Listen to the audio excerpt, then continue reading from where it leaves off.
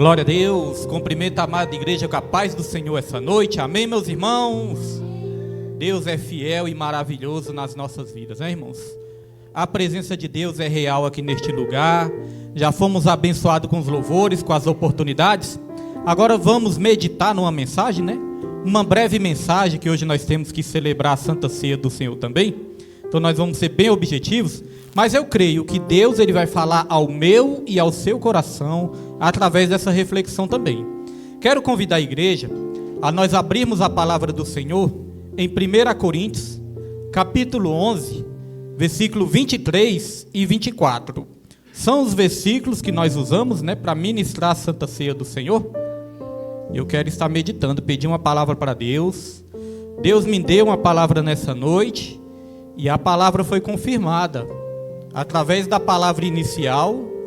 Muito do que Deus me deu, né, colocou no meu coração, foi dito aqui já na palavra inicial também. E eu creio que isso é só confirmação do que Deus quer falar na minha e na sua vida. 1 Coríntios, capítulo 11, versículo 23 e 24. Irmãos, eu quero deixar algo para a igreja aqui, que nós nunca podemos duvidar do poder da oração. A oração do justo pode muito em seus efeitos. Propósito de oração, irmãos, é algo muito poderoso. Ontem eu estava na madrugada de sexta para sábado, né? Estava ali dormindo. Aí do nada eu acordei, né? Muitas vezes assim, quando a gente acorda repentinamente, não é a hora de acordar ainda, mas a gente acorda, né? Aí eu acordei, e quando eu acordei, eu fiz algo que muitas vezes eu tenho o costume de fazer. Eu pensei, já que eu acordei, vou começar a conversar com Deus. Muitas vezes nós colocamos nosso joelho no chão e oramos, né? Fazemos propósito. Mas às vezes não, irmãos. Às vezes a gente acorda no meio da madrugada ali e pensa, Senhor, já que eu acordei, vou começar a conversar com o Senhor. Comecei a conversar com Deus. Quando eu comecei a conversar com Deus, eu caí no sono de novo. Peguei no sono, né? E aí, irmãos, eu tive um sonho. Deus me deu um sonho, eu até comentei com minha esposa. Não vou falar o conteúdo do sonho, né? Mas Deus me deu um sonho e eu comentei com minha esposa ali. Eu falei, Dilma, sabe aquele sonho assim que você sabe que é de Deus? Que você tem impressão dentro do seu coração que é de Deus? Que foi Deus que te mostrou algo? E aí, irmãos, da mesma maneira, o mesmo jeitinho que Deus me mostrou no sonho, aconteceu. Do mesmo jeito. A mesma cena que Deus me mostrou no sonho, aconteceu. E eu já tinha ali, né? Já tinha falado com minha esposa, eu já tinha percebido que era de Deus.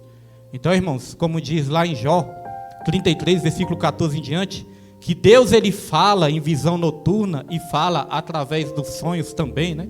Então, nunca perca a fé, nunca perca a esperança de que Deus ele ouve as orações e mostra o que está acontecendo. Deus nos mostra coisas boas, nos mostra coisas ruins também, mas tudo que ele nos mostra, irmãos, é para o nosso bem. É para o nosso benefício, é para nos alertar, é para nos alegrar, para nos consolar, mas sempre quando Ele nos mostra algo, é porque Ele está dizendo que Ele está no controle das nossas vidas e nada de ruim vai nos acontecer. Então, irmãos, 1 Coríntios capítulo 11, versículo 23 e 24, a palavra de Deus diz, pois recebi do Senhor o que também lhes entreguei, que o Senhor Jesus, na noite em que foi traído, tomou o pão, e tendo dado graças, partiu e disse, isto é o meu corpo que é dado em favor de vocês. Façam isto em memória de mim. Só quero que os irmãos frisem bem o versículo 23, que diz assim, ó, pois recebi do Senhor o que também lhes entreguei, que o Senhor Jesus, na noite em que foi traído.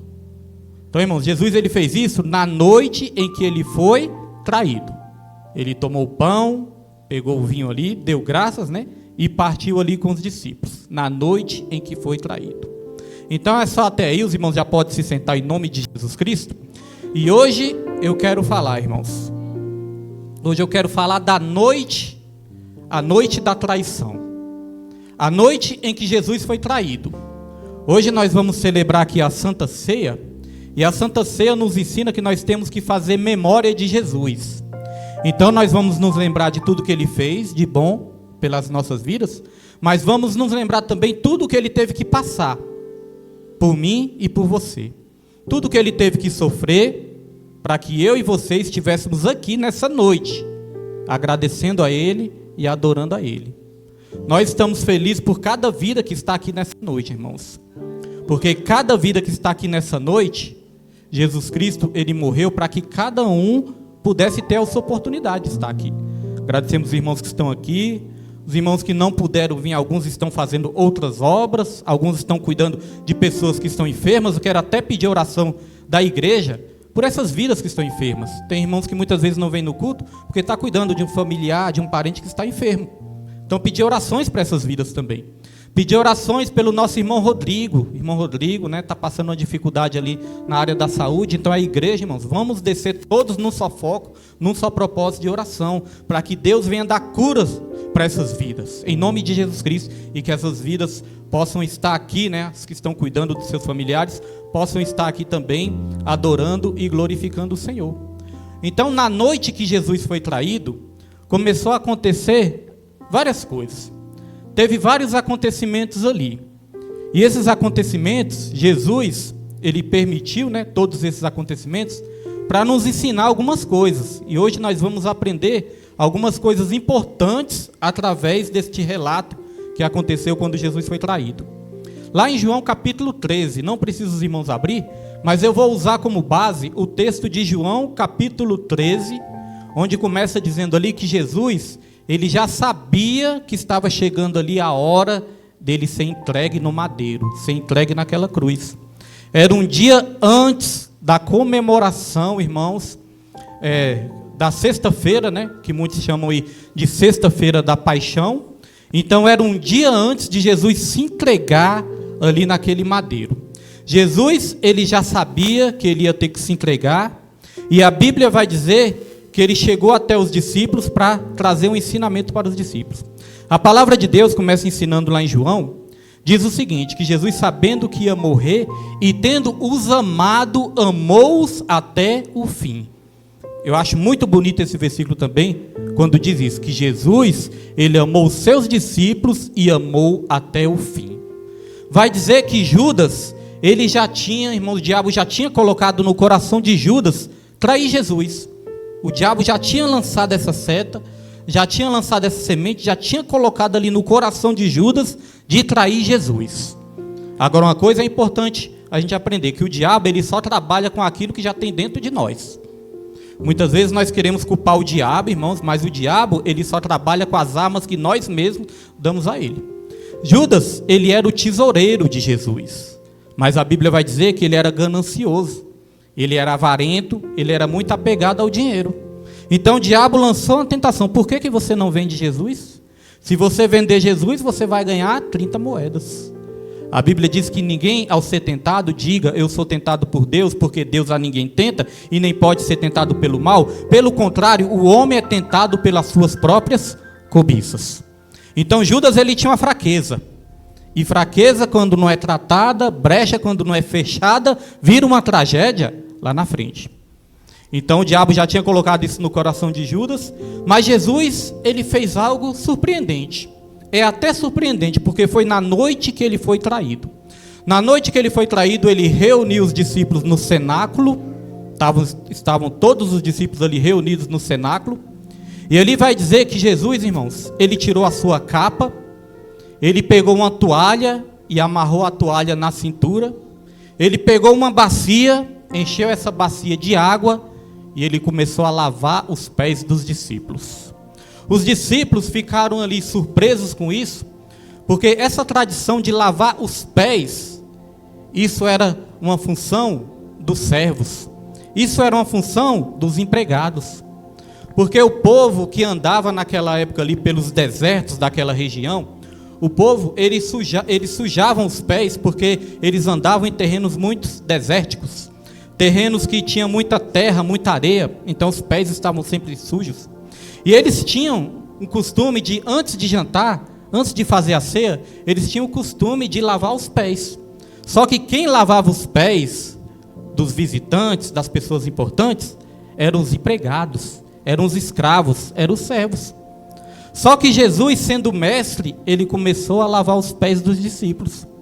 E aí eu fico imaginando a cena, porque para você lavar os pés de outra pessoa, você tem que se inclinar, você tem que se prostrar.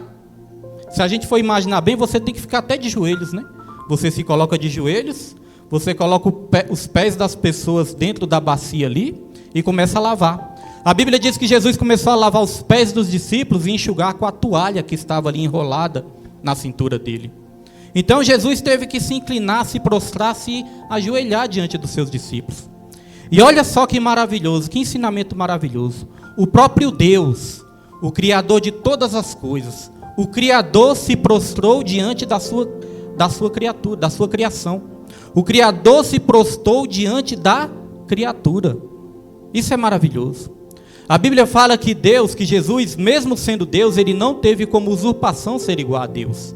Antes, ele assumiu a forma de servo, a forma de figura humana, a forma de homem.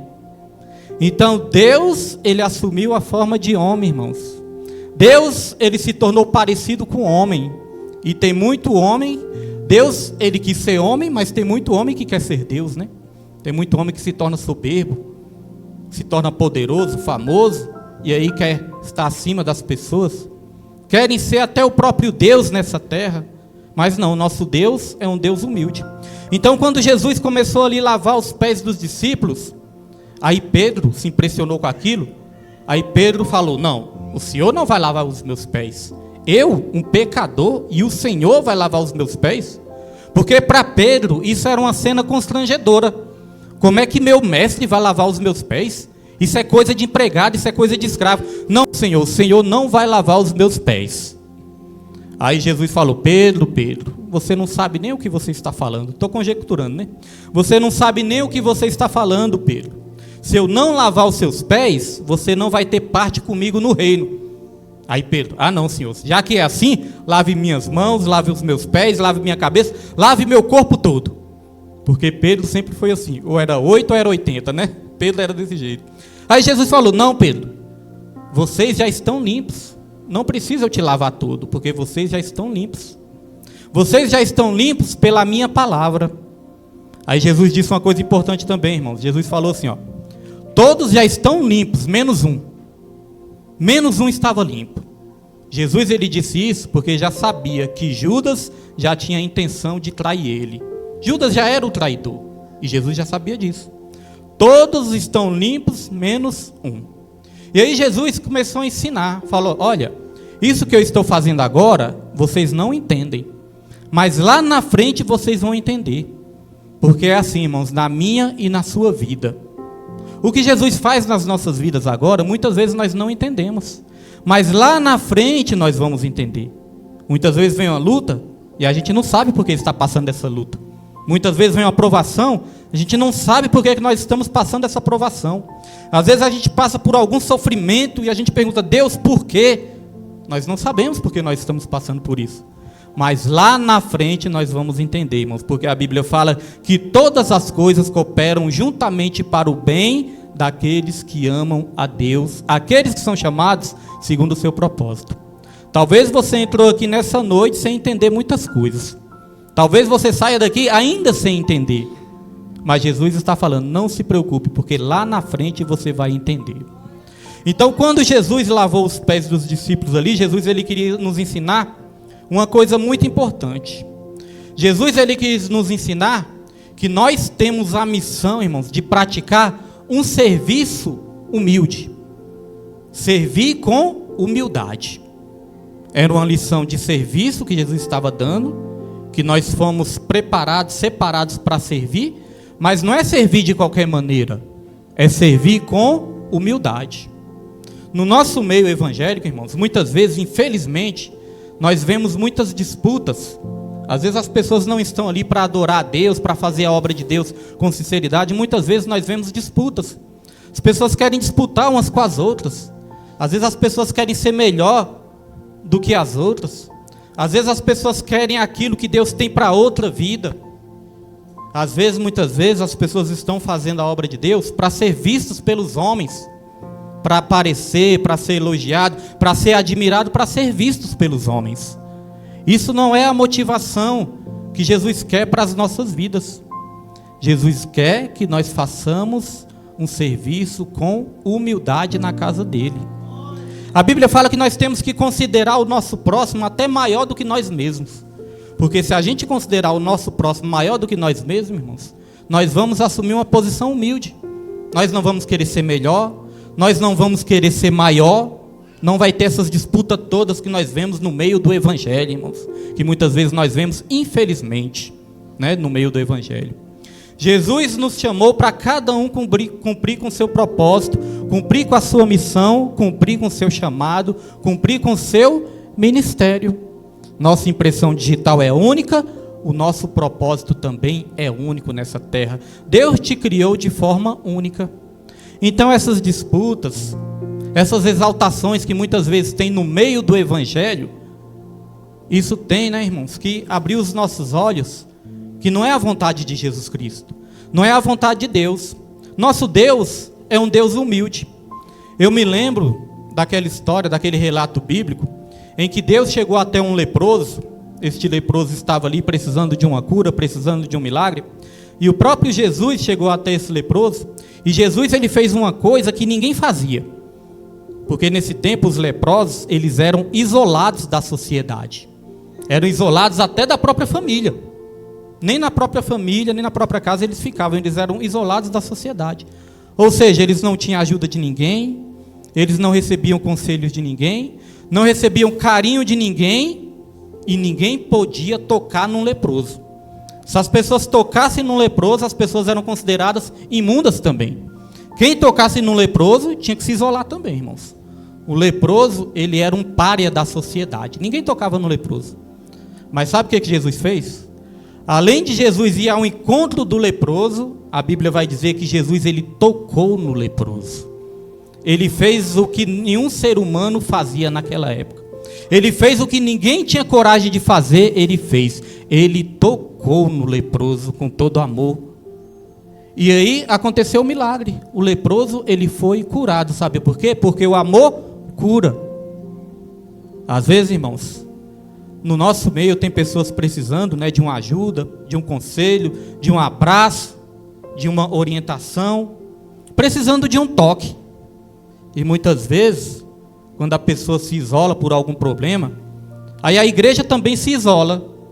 Não, a pessoa não quer nada, a pessoa não aparece, a pessoa é problemática, vamos deixar ela para lá. Mas nós vimos que Jesus não era assim, né? Jesus ele chegava, era justamente nos excluídos e tocava. Então Jesus nos ensinou a servir com humildade nessa terra. Me lembro também de João Batista. João Batista começou ali pregando o Evangelho, e ele começou preparando o caminho para Jesus. Jesus falou: eu sou a voz do que clama no deserto, mas vai vir aquele que é muito mais poderoso do que eu. Eu não sou digno nem de desatar as suas sandálias. Eu não sou digno.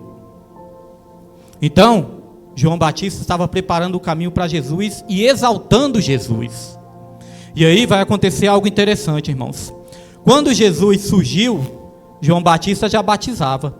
Mas quando Jesus surgiu também, ele começou ali a juntar discípulos, ensinar os discípulos. Aí Jesus começou também a usar os discípulos ali na questão do batismo. E os discípulos de Jesus começaram a batizar também. E aí certa vez chegaram ali para João Batista e quiseram ali criar tipo uma disputa entre João Batista e Jesus. Eles falaram: olha, por que os discípulos de Jesus batizam mais que os seus discípulos? Isso aí é o ser humano querendo criar uma disputa, né? Por que os discípulos de Jesus batizam mais que os seus discípulos? Aí sabe qual foi a resposta de João Batista? João Batista ele falou: importa que seja assim. Importa que ele cresça e que eu diminua. Isso é um serviço humilde. É um serviço que nós temos que ter. Quem tem que crescer no meio cristão é Jesus, irmãos. Nós temos que diminuir cada vez mais. Porque quanto mais nós diminuirmos, mais ele aparece. Olha esse ministério. Esse ministério é um ministério simples. É um ministério humilde. Não tem muitos recursos. Mas Jesus, ele está nos ensinando a trabalhar para ele e para o nosso próximo também. Servir o nosso próximo com humildade. Sem disputa, irmãos. Irmãos, aqui não tem super pastor. Aqui não tem super obreiro. Aqui não tem super evangelista. Não tem. Aqui só tem servos de Cristo. E aqui todos têm oportunidade.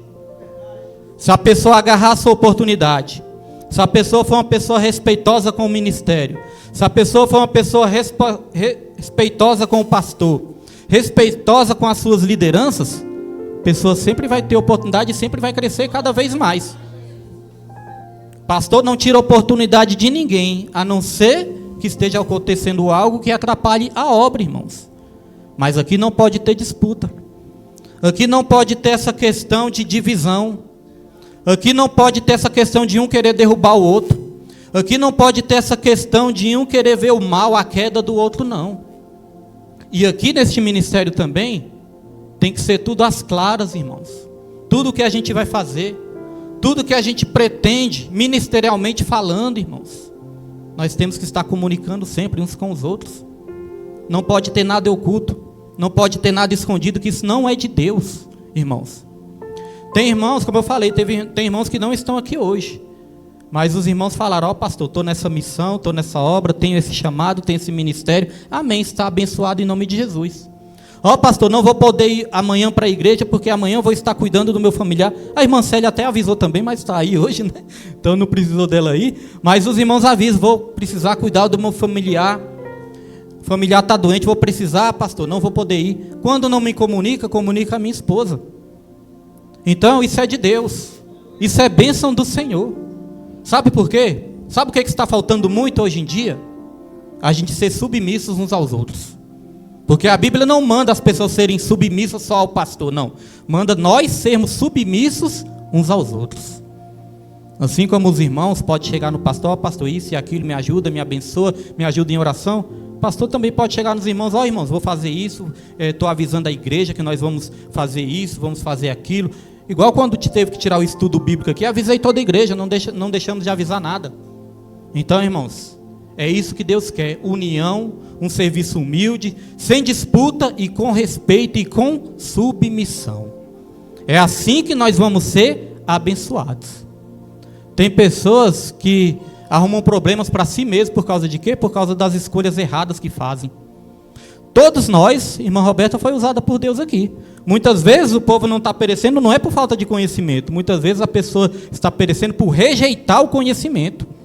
A Bíblia fala: é assim, é assado, faz assim, faz assado. A pessoa: não, eu faço do jeito que eu quero, é eu que sei, ninguém sabe de nada. Quem sabe da minha vida sou eu.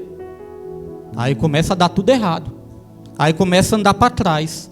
Aí começa a passar por muitas tribulações. Quando vai ver, o que é?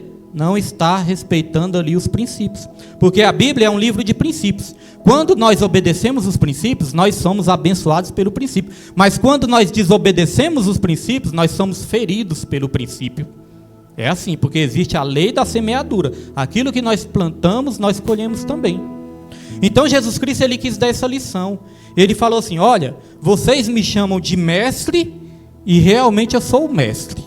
Realmente eu sou o mestre. Mas eu, sendo mestre, lavei os pés de vocês.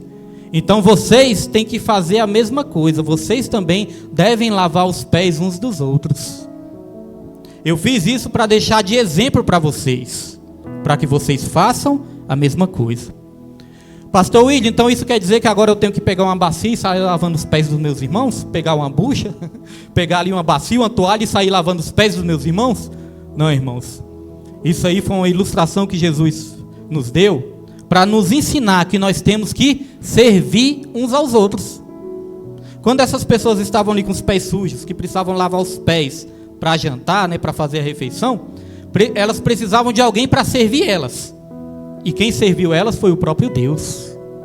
Se o próprio Deus serviu, irmãos, os seus discípulos, nós também temos esse papel e essa missão de servir uns aos outros. E não foi só nessa terra não que Jesus fez isso, não. A Bíblia fala que quando nós formos para a glória, tem uma grande festa preparada para todos nós. Uma grande festa. É as bodas do Cordeiro que Jesus está preparando para todos nós. E nessa boda do Cordeiro, imagine o banquete que não vai ter, irmãos, nessa boda do Cordeiro. Imagine o banquete que não vai ter. Vocês acham as coisas dessa terra gostosas, né? Imagine esse banquete que Jesus está preparando lá na glória. Já percebeu que o nosso Deus é um Deus de festa? É um Deus festeiro? E o nosso Deus é um Deus que Ele tem prazer em alimentar aqueles que Ele ama, irmãos. Os discípulos estavam sempre ali, se alimentando com Jesus, almoçando, jantando com Jesus, tomando café com Jesus. Quando não tinha alimento, Jesus multiplicava os pães e os peixes, e Jesus falava, não vai ninguém passar fome aqui. Agora imagine nas bodas do Cordeiro, vai ter um grande banquete, um banquete celestial, esperando eu e você. E sabe quem vai nos servir? Os irmãos sabem quem vai nos servir? Lá na glória? Quem vai nos servir, irmãos, é o próprio Deus.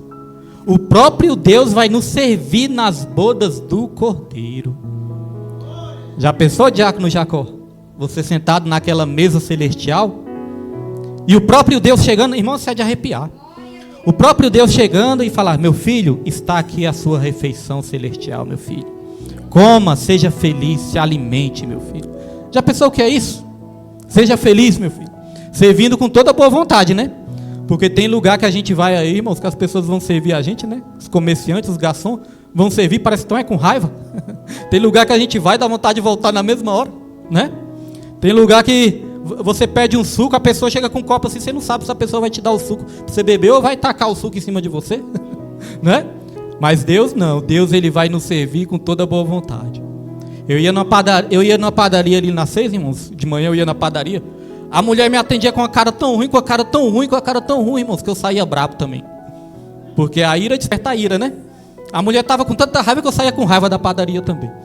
Aí teve um dia, eu saía reclamando, era com minha esposa, não tinha nada a ver com a história, né? Minha esposa, não, Nima, a mulher daquela padaria ali é muito ignorante.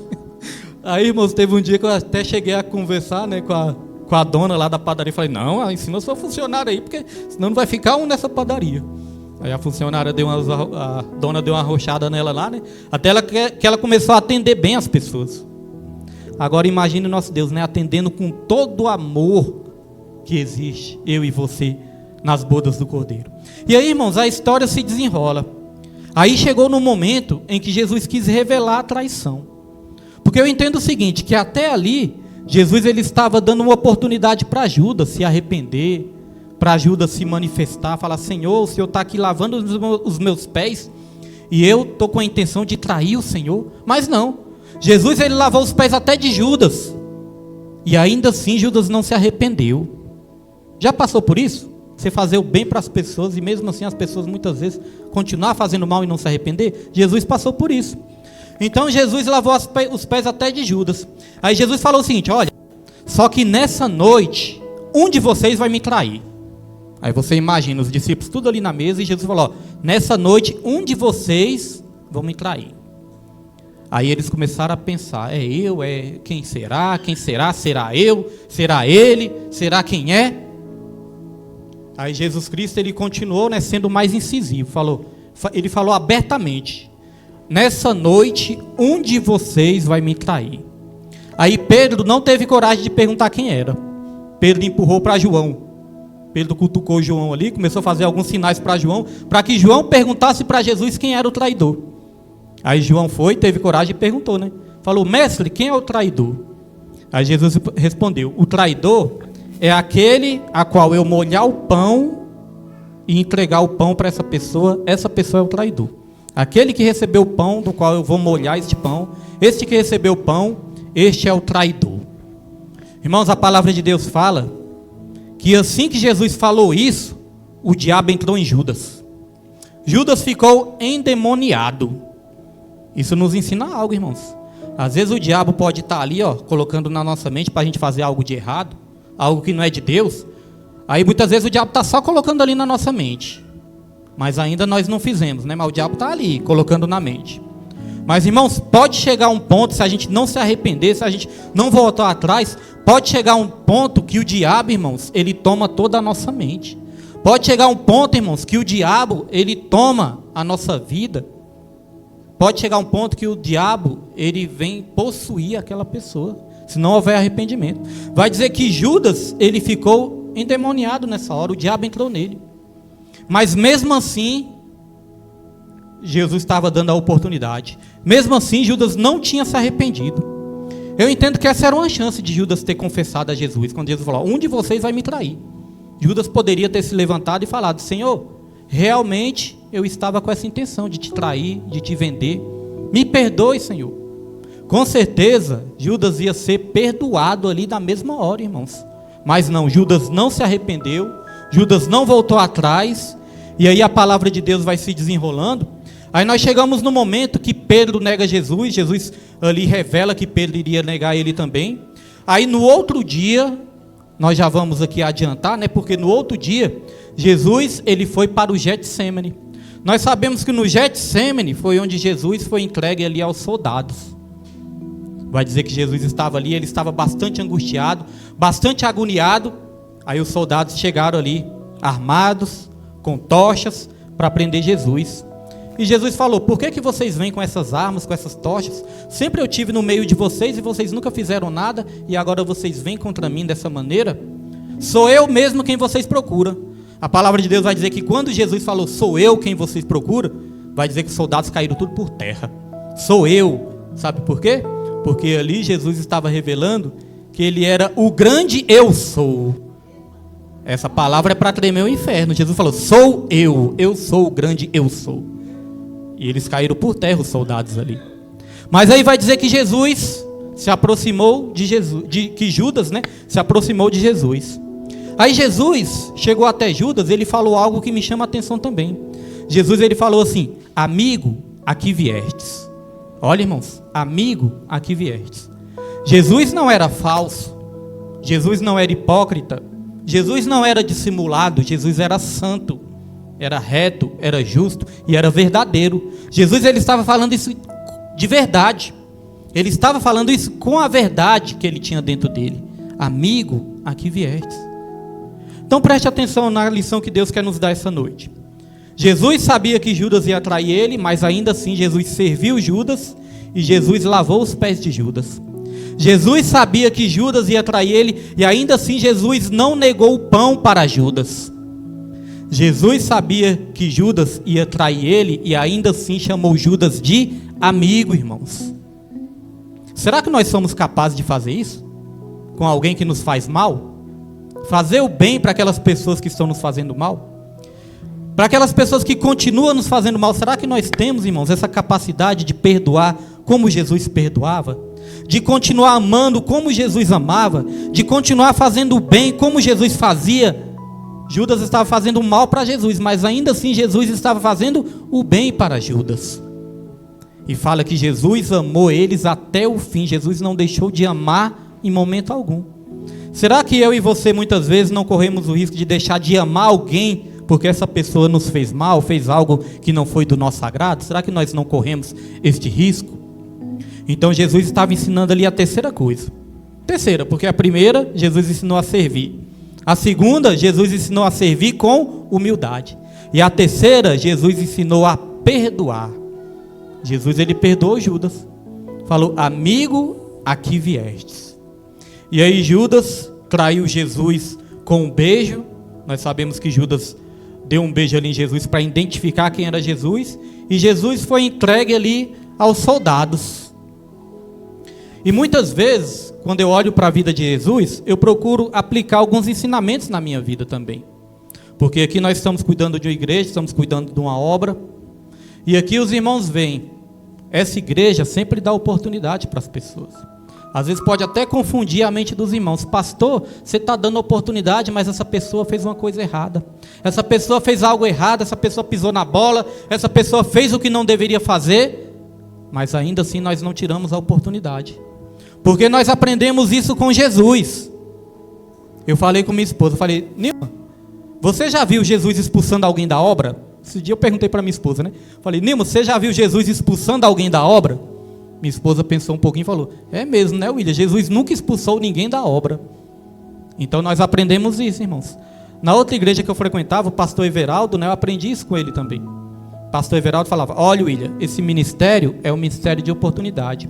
Jesus sempre deu uma oportunidade, Jesus sempre deu uma segunda chance. Aqui nós sempre damos uma segunda chance.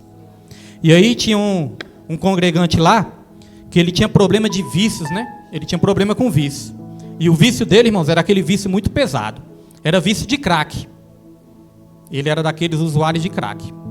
Então, ele, quando voltava para a igreja, ele procurava, ele se esforçava para se firmar, né, na presença do Senhor. Ele ia para o monte, ele orava, ele jejuava, ele fazia a obra, ele procurava, ele se esforçava para se firmar. Mas volta e meia, ele fraquejava, ele caía, ele ia para o mundão de novo. E quando ele ia para o mundo, ele começava a mexer com crack de novo. E aí a gente ficava olhando assim e falava, olha esse cara aí, não quer nada, não tem nem respeito, não tem nem reverência com as coisas de Deus. Esse era o nosso pensamento, né? Não quer nada com a vida, mas ninguém sabe a batalha que as pessoas passam, né? Para se livrar daquilo que está escravizando, se livrar dos vícios. Ninguém sabe a luta que cada um enfrenta, irmãos. Às vezes nós julgamos sem saber. Então, ele ia para o mundão, aí a gente começava a orar, fazer propósito. Quando via que não, ele voltava para a igreja. Quando ele voltava para a igreja, irmãos, passava um pouquinho, o pastor já estava voltando a dar oportunidade para ele de novo. Eu confesso que no começo eu não entendia muito isso. Falar, nossa, como é que o pastor vai dar oportunidade? A pessoa está tocando horror. No começo eu não entendia muito.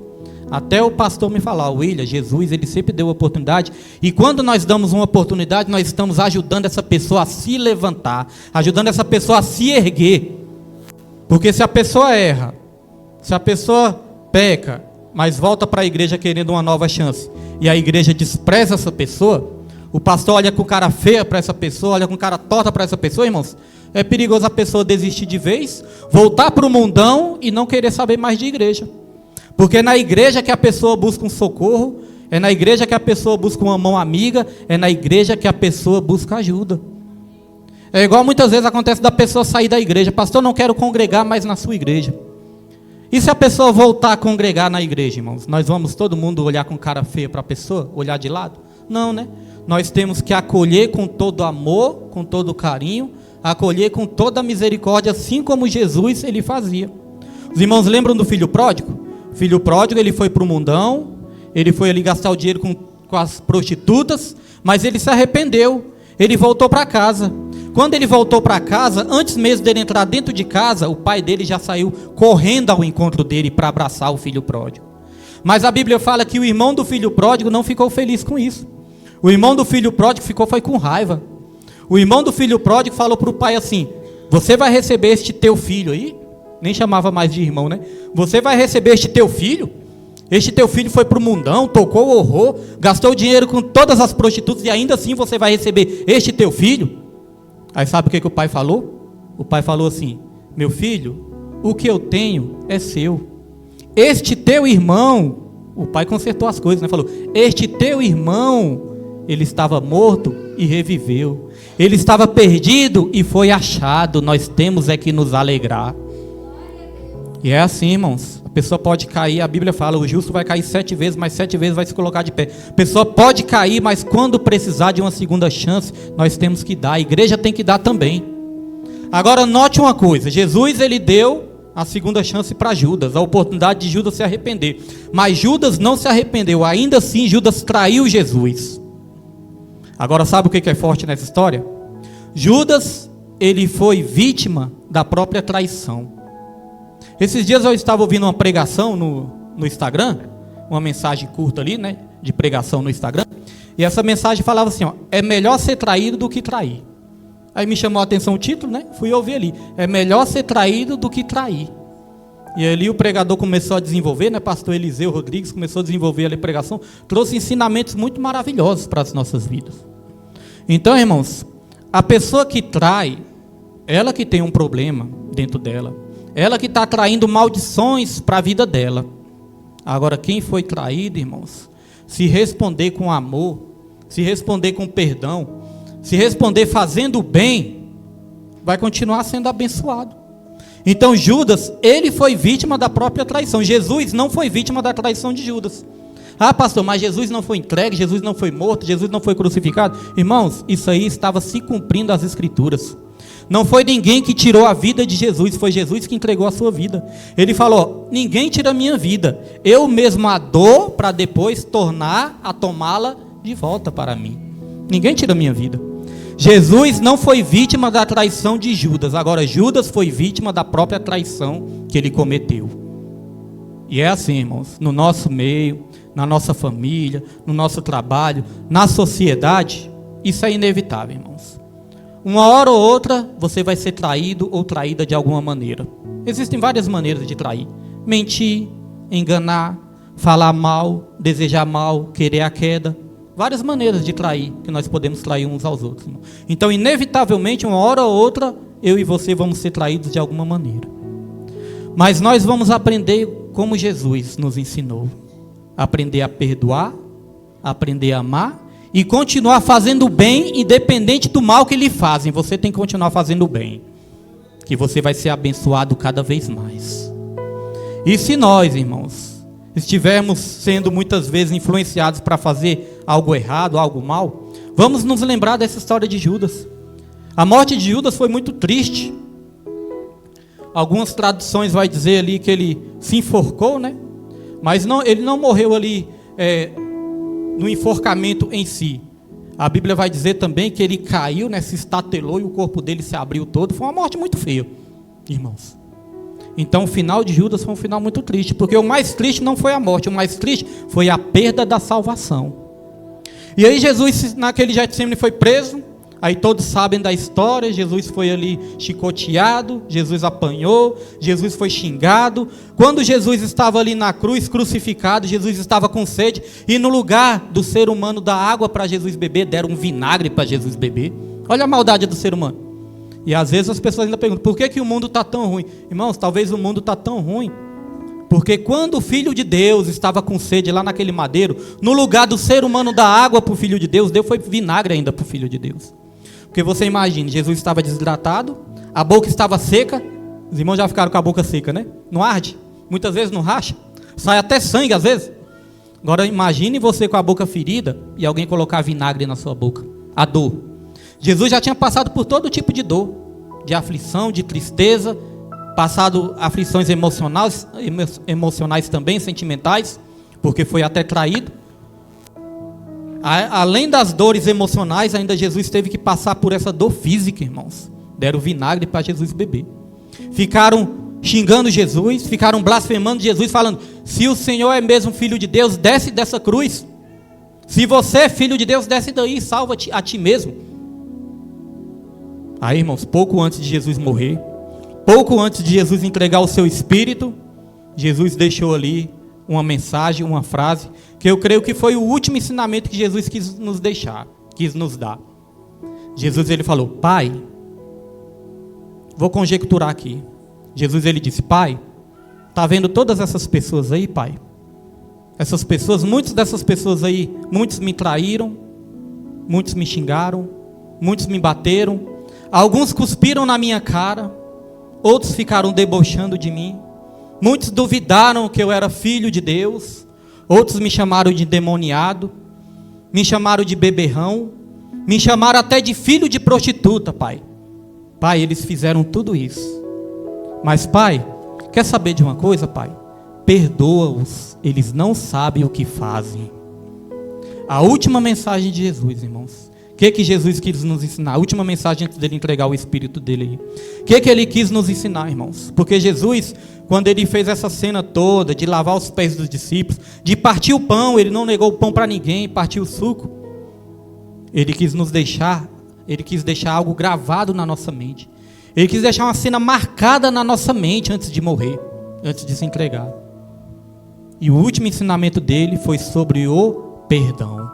A gente perdoar.